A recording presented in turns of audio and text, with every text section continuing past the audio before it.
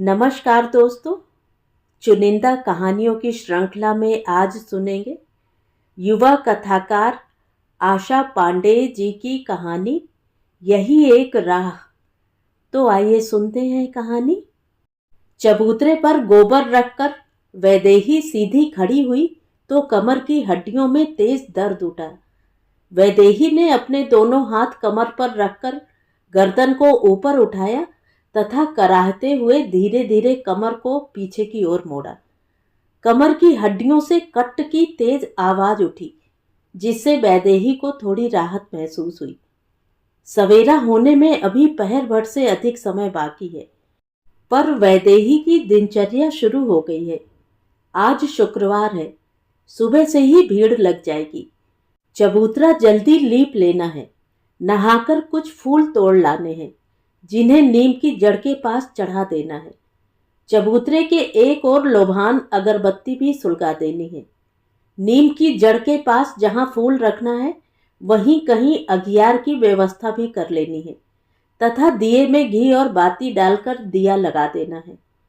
शीतला मैया को नीम के साथ साथ आम की पत्तियां भी प्रिय हैं, इसलिए मूंज की एक रस्सी में आम की पत्तियों को गूंथकर चबूतरे के चारों ओर से सजा देना है। इतना सब कर लेने के बाद ठीक 6 बजे नीम के पेड़ पर बंधा घंटा बजा देना है। यह घंटा संकेत है थान पर आए लोगों के लिए, गांव के लिए। घंटा बजते ही लोग समझ जाते हैं कि अब वैदेही शीतला मैया को अपने शरीर में बुलाने के लिए तैयार है। जिन लोगों को देवी मैया से कुछ विनती करनी रहती है, वे कपूर, अगरबत्ती, लवंग तथा फूल प्रसाद लेकर आ जाते हैं। वैदेही बेमन से चबूतरे की ओर देखने लगी। खटिया भर का चबूतरा, इसको लीपना वैदेही के लिए कठिन नहीं है, पर अब वह इस चबूतरे से बचना चाहती है। सारा खून सूख गया है उसका, अंदर से खोखला कर दिया है इस चबूतरे ने उसे। देवी मैया का थान, यही तो कहते हैं लोग इस चबूतरे को। वैदेही ने ही कहलवाया है सबसे। हाँ, नीम के पेड़ के नीचे बने इस साधारण से चबूतरे को देवी मैया के थान में वैदेही ने ही तब्दील किया है। वैदेही हिसाब लगाती है। 10 साल पहले, हाँ 10 साल पहले की ही तो बात है। अचानक एक दिन वह इसी चबूतरे पर बैठे बैठे झूमने लगी थी। नीम के पेड़ में शीतला मैया का बास था, वही उतर आई थी उसके शरीर में।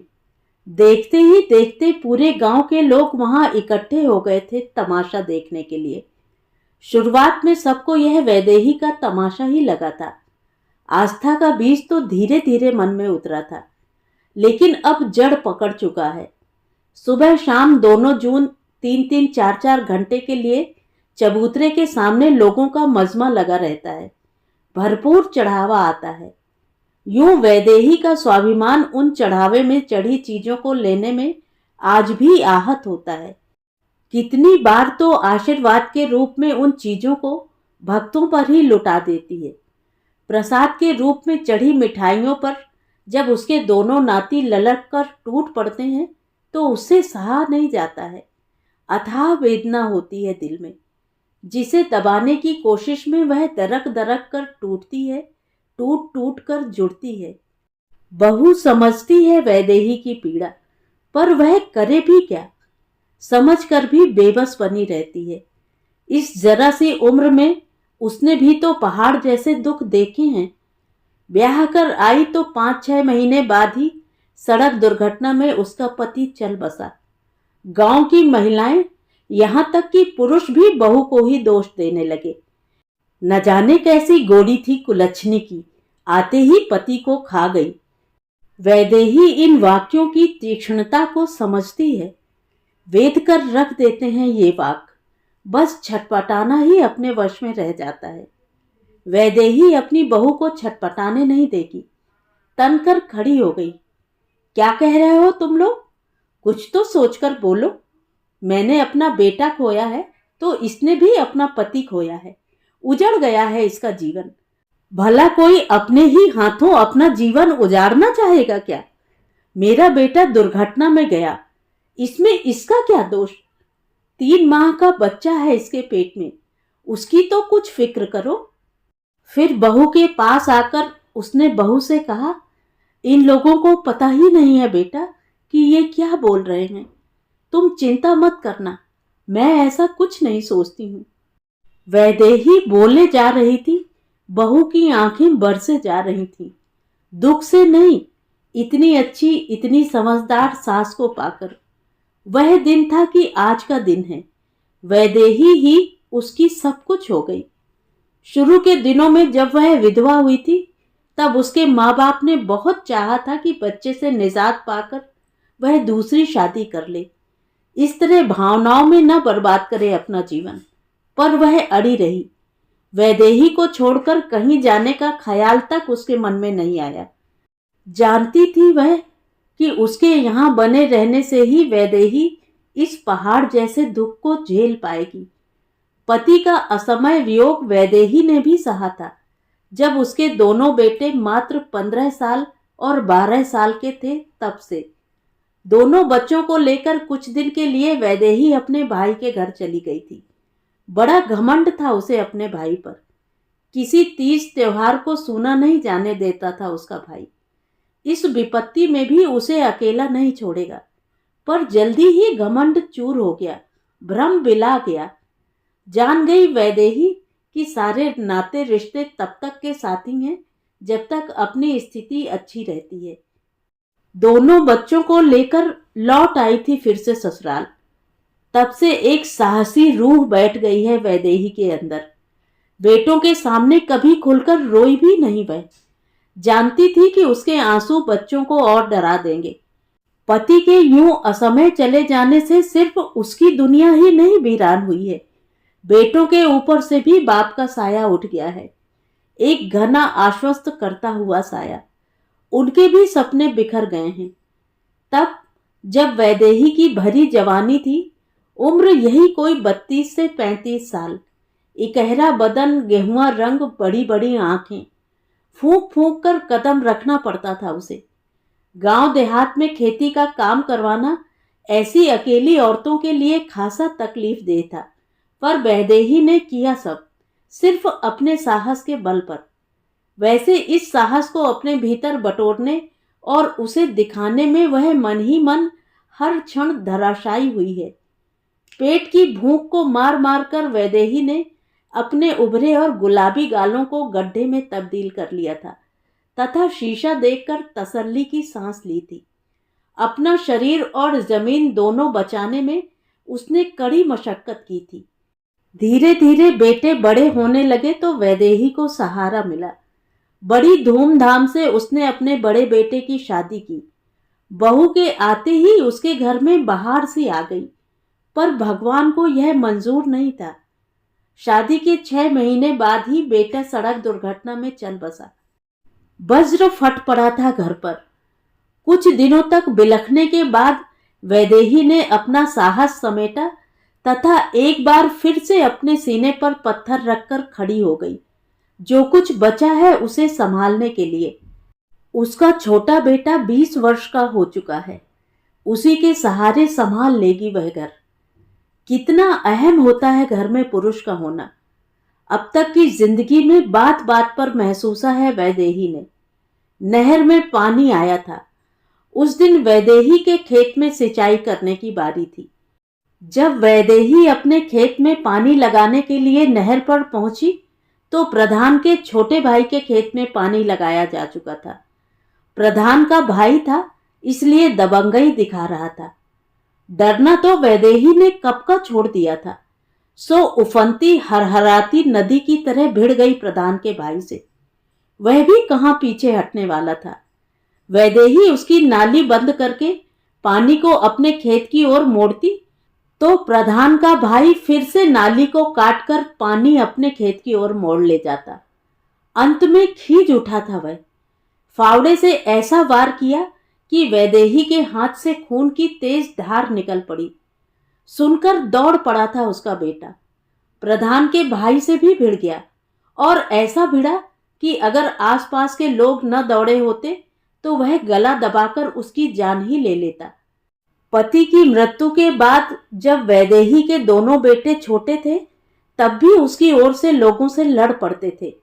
वैदेही का सीना गर्व से फूल उठता था, पर इस घटना के बाद वैदेही कांप कांप जा रही थी। कोस रही थी खुद को कि क्यों वह प्रधान के भाई से भिड़ गई थी। जवान बेटे का गर्म खून कहीं कुछ उल्टा सीधा हो जाता तो फंस जाता उसका बेटा फौजदारी के मुकदमे में, या प्रधान के आदमी उस पर उलटवार ही कर देते तो। देख लेने की धमकी तो दे ही चुका है प्रधान का भाई। एक बेटा तो भगवान ने छीन ही लिया, कहीं इसको भी कुछ। मन ही मन वैदेही ने प्रतिज्ञा की कि अब वह किसी से नहीं भिड़ेगी, चाहे खेत सींचा जाए या न सींचा जाए।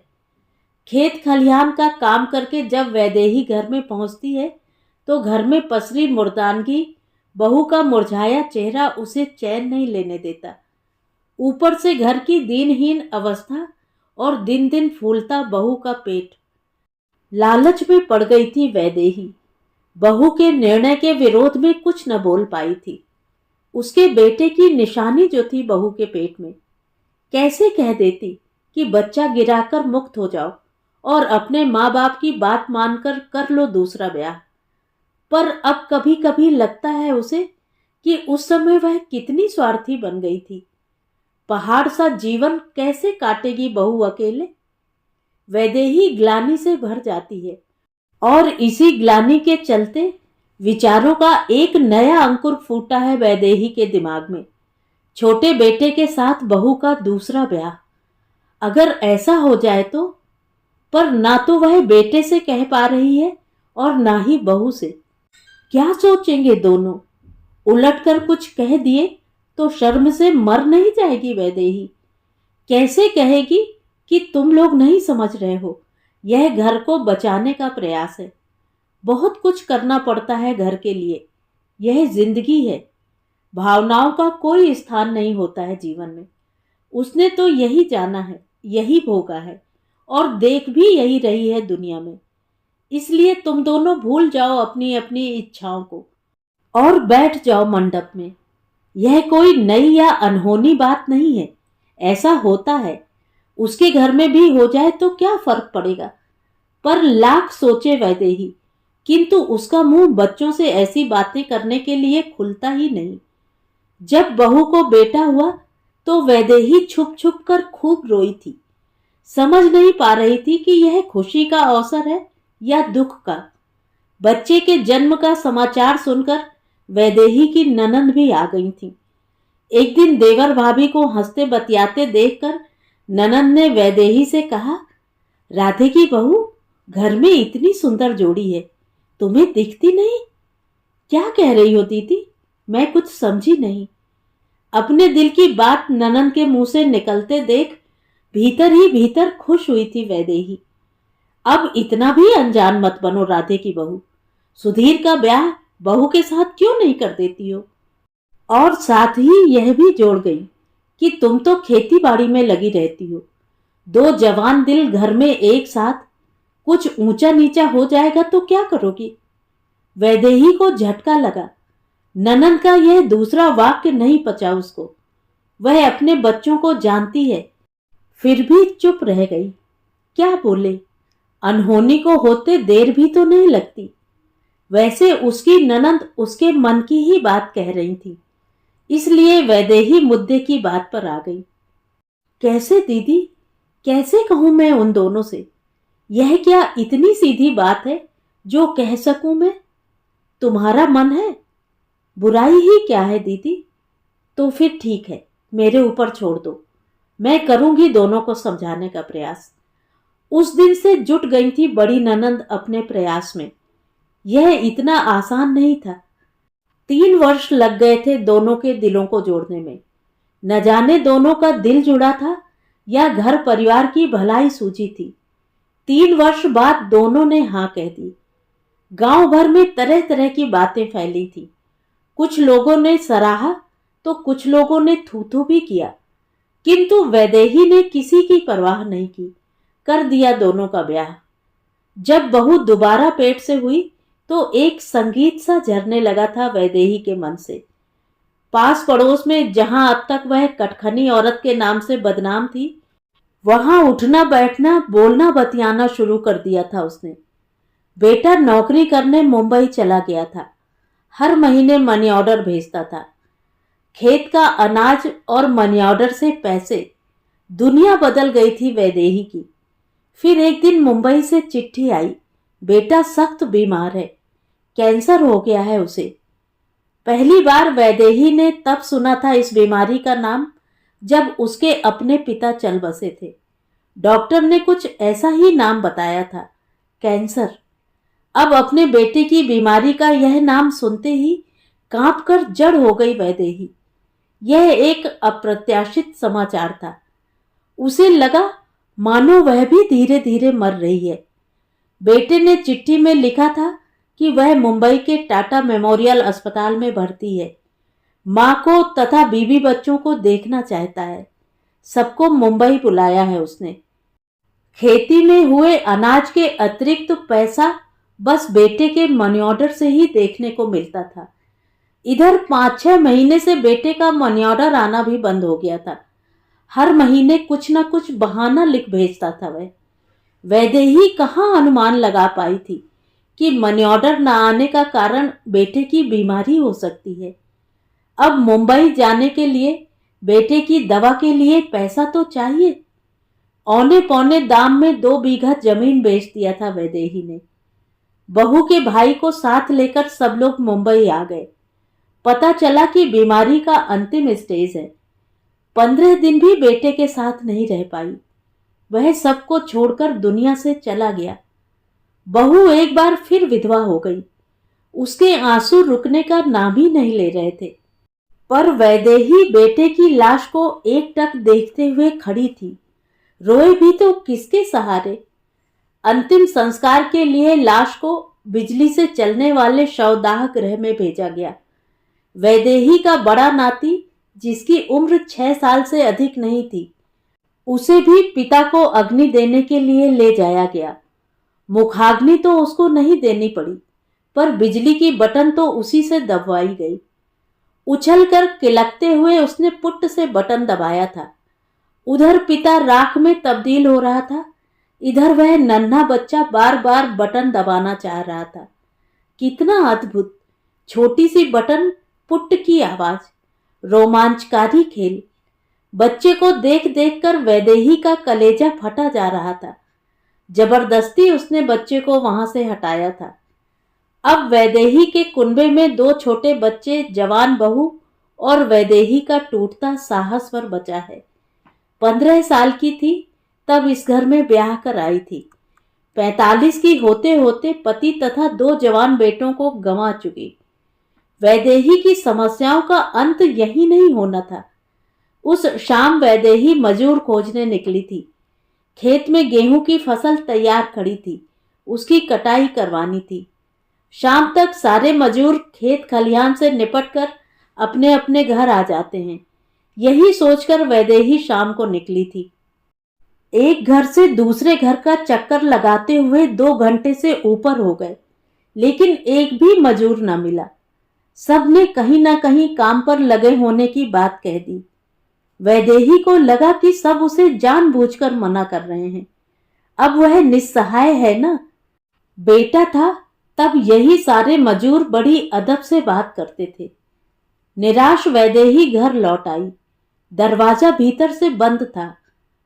कुंडी खटखटाने के कुछ देर बाद बहू ने डरते डरते तब दरवाजा खोला जब उसे विश्वास हो गया कि बाहर उसकी सास ही खड़ी है। उधर वैदेही की सांस अटकी जा रही थी। क्या हुआ होगा बहू को? क्यों नहीं खोल रही है दरवाजा? कहीं बहू भी? एक डर सा ठहर गया था वैदेही के दिल में, मौत का डर। हर क्षण बस मौत ही दिखने लगी थी उसे। पता नहीं किसकी सुनाई पड़ जाए, उसके दोनों नाती की, बहू की। बहू ने दरवाजा खोलने में कुछ देर और लगा दी होती तो शायद वैदेही की ही। दरवाजा खुलने पर वैदेही को सामने देखकर बहू फफक फफक कर रोने लगी। दोनों बच्चे बहू के आसपास ही थे, इसलिए वैदेही की धड़कन संभल गई। बहू ने बताया कि अंधेरा घिरते ही वह दिशा मैदान के लिए खेत की ओर चली गई थी। उसके पीछे पीछे दो आदमी चले आ रहे थे। उसने सोचा कि कहीं जा रहे होंगे। घूंघट की आड़ से उसने उन्हें देखा पर पहचान न पाई। मेड़ के एक ओर रुक गई वह, यह सोचकर कि ये लोग आगे बढ़ जाएं तब वह चले। पर जैसे ही वे लोग उसके करीब आए तो उनमें से एक ने उसे अपने हाथ के घेरे में भर लिया। वह छटपटाई, चिल्लाई। उसी समय उधर से मदन काका निकले। मदन काका को देखते ही दोनों उसे छोड़कर भाग गए। सुनकर स्तब्ध रह गई वैदेही। उस दिन से वह दिशा मैदान के लिए बहू तथा दोनों बच्चों को भी अपने साथ ही लेकर जाने लग गई थी। दिन में भी वह इतनी चौकन्नी रहने लगी थी कि हर घंटे 1.5 घंटे के बाद खेत से घर भाग आती थी। अब उसे लगने लग गया था कि वह लड़ाई में कमजोर पड़ रही है। एक समस्या को पूरी ताकत से पीछे धकेलती तो दूसरी मुंह बाएं सामने आ जाती। बहू की तो सारी चेतना ही अपनी देह की रक्षा तक सीमित हो गई थी। गर्मी के बाद जब पानी बरसा तब गांव भर के खेतों में ट्रैक्टर दौड़ने लगे। इधर उधर से पैसे की व्यवस्था करके वैदेही ने भी अपने खेतों में हल चलवा दिया था। किंतु हल चलने के 2 दिन बाद की एक घटना ने उसकी कमर और झुका दी। चौंक पड़ी थी वैदेही जब उसे पता चला कि प्रधान का भाई 2-4 लठैतों के साथ उसके खेत में बुवाई करवा रहा है। भागी वह खेत की ओर। रामबरन, रोक दो मजूरों को, यह मेरा खेत है, तुम कैसे इसे बो सकते हो? रहा होगा तुम्हारा खेत, अब यह मेरा खेत है। मेरे खेत से लगकर है। चकबंदी के समय गलती से तुम्हारा नाम चढ़ गया था, अब इसे मैंने अपने नाम करा लिया है। चाहो तो कचहरी से नकल निकलवा लो या फिर पता कर लो पटवारी से। यह तो सीधे सीधे डाका है रामबरन। अब क्या इसी तरह अन्याय होगा इस गांव में? चाह कर भी वैदेही की आवाज बहुत तीखी नहीं हो पा रही थी। कैसा डाका? खेत पर अपनी दृष्टि गड़ाए हुए रामबरन ने एक हथेली पर सुरती मलकर दूसरी हथेली से इतनी जोर की ठोक लगाया कि सुरती की धूल वैदेही के नथनों में समा गई। फिर उसने चुटकी में सुरती भरकर होंठ के नीचे दबाया और वैदेही के अस्तित्व को पूरी तरह नकारते हुए बेपरवाह आवाज में बोला, कह तो दिया ना कि यह मेरी ही जमीन है। वह तो अब तक तुम्हारे ऊपर दया करते हुए सब्र खाए बैठा रहा। मैं मर तो गए सब तुम्हारे घर में, अब क्या करोगी दूसरों का खेत हड़प कर? हड़प कर? कैसी बात करते हो रामबरन? पुरखों के जमाने से इस जमीन पर मेरे ही घर का हल चला है। और सुनो, किसके मरने की बात कर रहे हो तुम? मेरे 2 नाती हैं, बहू है। नाती? रामबरन हंसता है। अरे वे दोनों पिल्ले भी मरेंगे, नहीं मरेंगे तो मार दिए जाएंगे, समझी? फनफनाना छोड़ो अब और घर जाकर बैठो। मार दिए जाएंगे? कौन पैदा हुआ है मेरे बच्चों को मारने वाला? अभी मैं जिंदा हूं रामबरन। नंगाई पर उतरकर बुआई तुम भले ही कर लो, पर काटूंगी मैं ही। खेत मेरा है। वैदेही समझ नहीं पा रही थी कि वह रामबरन को धमकी दे रही है या खुद को आश्वस्त कर रही है। वैसे अब वह खेत पर रुकना नहीं चाहती है। अभी अभी रामबरन ने बच्चों को मारने की जो बात की है उससे डर गई है वैदेही। बोए रामबरन खेत, उसे बच्चों को बचाना है।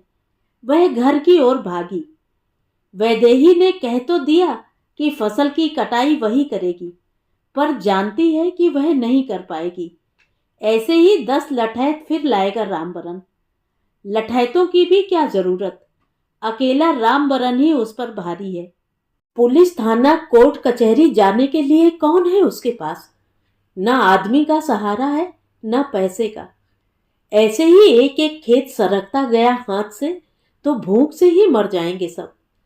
जिस दिन रामबरन ने वैदेही का खेत हड़प कर उसमें बुवाई कराई थी, उसी रात वैदेही के घर के पिछवाड़े से ठक ठक की धीमी आवाज उठी। चिंता के मारे वैदेही को नींद तो आई नहीं थी, इस आवाज ने उसे और चौकन्ना कर दिया। वह उठी, लालटेन की बत्ती ऊपर सरकाकर हाथ में लालटेन लिया और बाहर निकली। दरवाजा खुलने की आवाज से बहू भी जाग गई थी, किंतु वैदेही ने उसे दरवाजा बंद करके घर के अंदर ही रहने का निर्देश दिया और खुद बाहर निकल आई। घर के पिछवाड़े आकर उसने देखा तो चकित रह गई। मुंह में गमछा लपेटे दो व्यक्ति उसके घर में सेंध लगा रहे थे। वैदेही को वहां देखते ही एक ने गहदाला फेंक कर उस पर वार कर दिया और वहां से दोनों भाग लिए। गहदाला वैदेही के बाएं कंधे पर लगा था। खून से भीग गई थी वह। शोर मचाकर किसी को बुलाने का भी साहस नहीं था उसमें। महीनों लग गए थे घाव भरने में। अब वैदेही को विश्वास हो गया कि उसकी नाव बीच मझधार में ही डूब जाएगी। हवा का रुख विपरीत है तथा सहारा देकर किनारे पहुंचाने वाला भी कोई नहीं है। छोटे बेटे की मृत्यु के बाद से ही वैदेही का साहस चुकने लगा था। अब उसका हर क्षण चिंता में ही बीतता था। ऐसे ही चिंता की स्थिति में वह उस दिन चबूतरे पर बैठी थी, सोचती बिसूरती। अचानक उसके दिमाग में ज्योति जली थी। ज्ञान प्राप्त हुआ था चबूतरे पर। यही इसी चबूतरे पर सूझा था वैदेही को अपने बाल बच्चों को, घर बार को, खेत खलिहान को बचा लेने का यह नायाब तरीका। अचानक चबूतरे पर बैठे बैठे ही वैदेही अभुआने लग गई थी। सुनते ही गांव की महिलाएं अपना काम धाम छोड़कर वैदेही को देखने दौड़ी आईं। गांव के लोगों के लिए यह कोई अनहोनी नहीं थी। लगभग हर गांव में देवी के ऐसे थान होते हैं जहां देवी मैया अपने भक्त के ऊपर प्रसन्न होकर उसके शरीर में प्रवेश कर जाती हैं। पर वैदेही के शरीर में देवी का प्रवेश, यह बात गांव वालों को अचरज में डाली थी। वैदेही कभी भी पूजा पाठ या व्रत उपवास नहीं करती थी। जब से विधवा हुई थी तब से तो उसे कोई शिव की पिंडी पर जल चढ़ाते हुए भी नहीं देखा था। गांव से कुछ दूर पर एक देवी स्थल था जहां सोमवार और शुक्रवार को मेला लगता था। गांव की महिलाएं झुंड बनाकर वहां हलवा पूड़ी का रोट चढ़ाने जाती थी, पर वैदेही कभी भी उस झुंड में शामिल नहीं हुई। ऐसी वैदेही जब अपने हाथों को पटक पटक कर, सिर को घुमा घुमा कर अभुआने लगी तो सभी को आश्चर्य होना स्वाभाविक था। वैदेही के शरीर में समाई देवी झूम झूम कर प्रधान के भाई को चेतावनी दे रही थी। राम वरना की इतनी हिम्मत, मेरी सवारी को परेशान करता है। अब मैं चुप नहीं बैठूंगी। सत्यानाश होगा राम वरना का। देख लेना सब लोग, यहीं आकर नाक रगड़ेगा राम वरना। कुछ देर तक वैदेही का झूमना चलता रहा, फिर धीरे धीरे वह शांत हुई। दोपहर बीतते बीतते एकदम अप्रत्याशित खबर वैदेही के पास पहुंची कि रामबरन सुबह स्कूटर से शहर गया था। दोपहर को जब वह घर के लिए लौट रहा था तब एक जीप वाले ने उसकी स्कूटर को पीछे से टक्कर मार दी। रामबरन दूर फेंका गया, अब अस्पताल में है। पूरा गांव सकते में है। देवी मैया ने जो कहा था वह हो गया। रामबरन की पत्नी भागती हुई आई और वैदेही के पैरों पर गिर पड़ी। पल भर के लिए वैदेही को भी यही लगने लगा कि सच में देवी मैया उसके शरीर में प्रवेश कर गई थी क्या। फिर मन ही मन मुस्कुराते हुए उसने अपनी बहू को गले से लगा लिया। कुछ देर तक दोनों धार धार रोईं। अरसे बाद दोनों ने हिम्मत महसूसी थी। बस उस दिन से यह सिलसिला चल निकला। चबूतरे पर बैठकर वैदेही अभुआती, गांव जवार के लोग उससे अपने दुख की फरियाद करते। वैदेही उपाय बताती। संयोगवश कुछ बातें सही हो जाती। अब वैदेही की स्तुति गान में प्रधान के भाई का परिवार सबसे आगे रहता। ना तो अब कोई वैदेही का खेत जोत रहा था, ना ही उसके घर सेंध लगाने की किसी में हिम्मत थी। अब उसका परिवार सुरक्षित था। हाँ, इस सुरक्षा की कीमत वैदेही दर्द से कराह कराह कर चुका रही है, वह भी अकेले में, भीतर ही भीतर।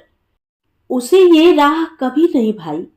कितनी बार तो चाहा उसने छोड़ दे इस अभिनय को। ये अभिनय सिर्फ शरीर को ही पीड़ा नहीं देता, बल्कि दिल को भी दबोचे रहता है। धिक्कारता है उसे कि आखिर ये क्या कर रही है वह। अपराध बोध गहराता जा रहा है दिल में। रात को जब बिस्तर पर पड़ती है तो शरीर के साथ ही दिल में भी बड़ा दर्द होता है। मन तड़पता है, सिर भन्नाता है। अगले महीने में चैत का नवरात्र भी शुरू होने वाला है। फिर वही अभिनय। दिन भर सिर पटकना पड़ेगा चबूतरे पर। कांप जाती है वैदेही, पर बच्चों के बड़े होने तक तो उसे अभुआना ही पड़ेगा। पुरखों की चौखट पर दिया जलता रहे, उसके लिए वैदेही के पास यही एक रास्ता है। वैदेही गोबर घोलकर चबूतरे पर फैलाने लगी। उफ, फिर से चिलक गई उसकी कमर। तो ये थी कहानी। कहानी आपको कैसी लगी कमेंट करके ज़रूर बताएं। और अगर मेरे द्वारा सुनाई हुई कहानियाँ आपको अच्छी लगती हैं और आप मेरे चैनल पर पहली बार आए हैं तो चैनल को सब्सक्राइब ज़रूर करें, लाइक करें और अपने दोस्तों और परिचितों में शेयर भी करें। बेल आइकन दबाना बिल्कुल भी ना भूलें। धन्यवाद।